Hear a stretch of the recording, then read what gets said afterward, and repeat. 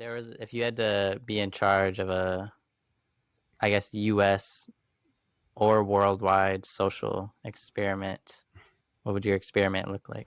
How we could, and I don't think anybody has ever figured this out yet, but how we could take somebody who's extremely deep into like a conspiracy theory Mm. and get them out of it. People have come out of it before, but there's no like strong formula. There's no like proven way to do it.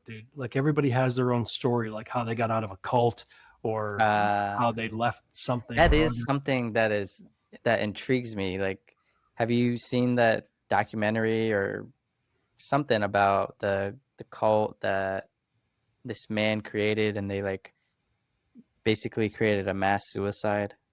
I forget the Yeah, like name of it. Jonestown. Is that Probably, I think.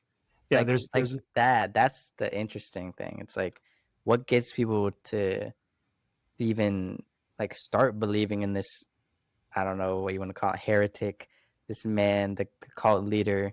Like, what gets them in the state of mind to even start believing him and then doing whatever he says? yeah.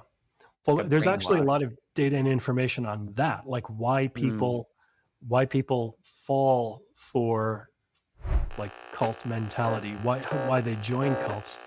And like cult leaders, if you look at the what actually is a cult, there's there's not like one definition where it's either something's a cult or it's not. There's like criteria that something could be cultish or something could be Mm. more of a cult or less of a cult. So some of the criteria basically is when you have a like a cult leader, it's somebody who is extremely charismatic, somebody Uh, who like addresses concerns that you have, but not in an honest way. you feel safe around, You're right. weirdly. They make you feel comfortable.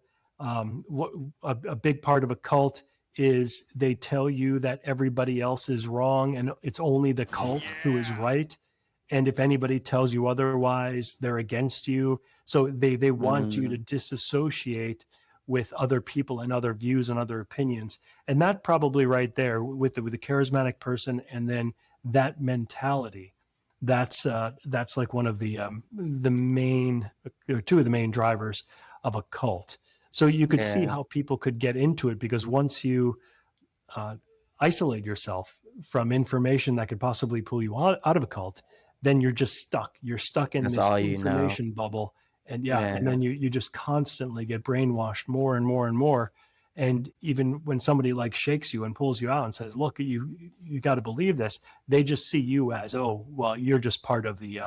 You're part of Satan or Satan has Whatever, influenced yeah, you whatever or the you're part of the opposite deep is. state or whatever. Right? Yeah.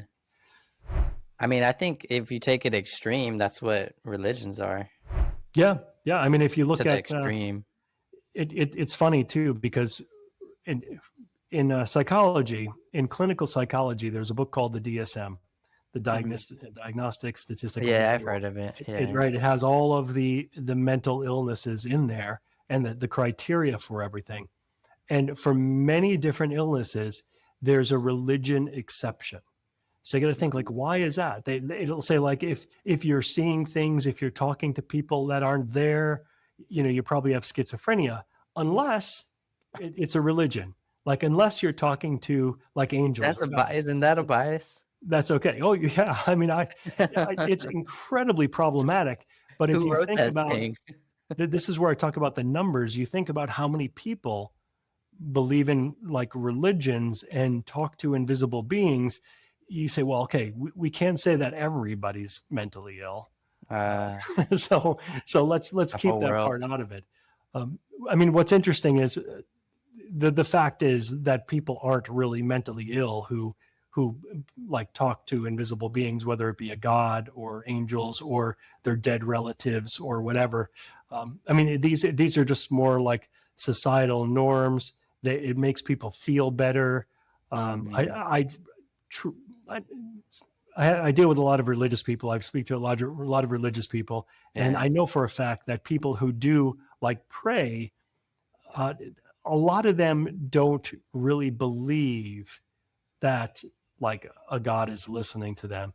it's more of a, like, I do this for me. I feel good when I'm grateful, and when I, I see it as thank. a meditation, Yeah, like a it is sort meditation. of like a form of meditation.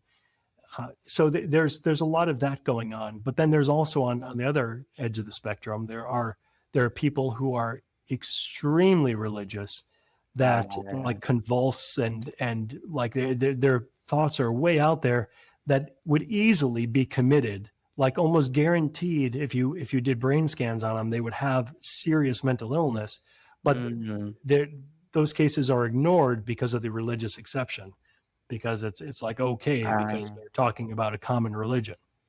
So it's crazy. A lot of that stuff is really scary too. what do what do you believe in? I Are you in spiritual? terms in what's that? Like spirituality? Are you spiritual? Well, again, I guess I'm an atheist. I don't believe in any supernatural beings, any gods. Okay. And that's probably, I mean, that's what atheism is. It's like, I Mm, just don't believe in any god. I don't say that there's guaranteed no gods, or no gods exist, or no greater beings exist. I just haven't been presented with the evidence proof, that yeah. has persuaded me to believe otherwise. So I think that's like a very reasonable position to hold. A lot of theists will try to twist that and say, "Oh, you're an Wow. atheist, therefore, how do you know no God exists?" Well, that's not my argument. Oh, yeah. I'm not saying no God exists. I'm saying that I don't believe any God exists. So I that's I it. haven't had proof, yeah.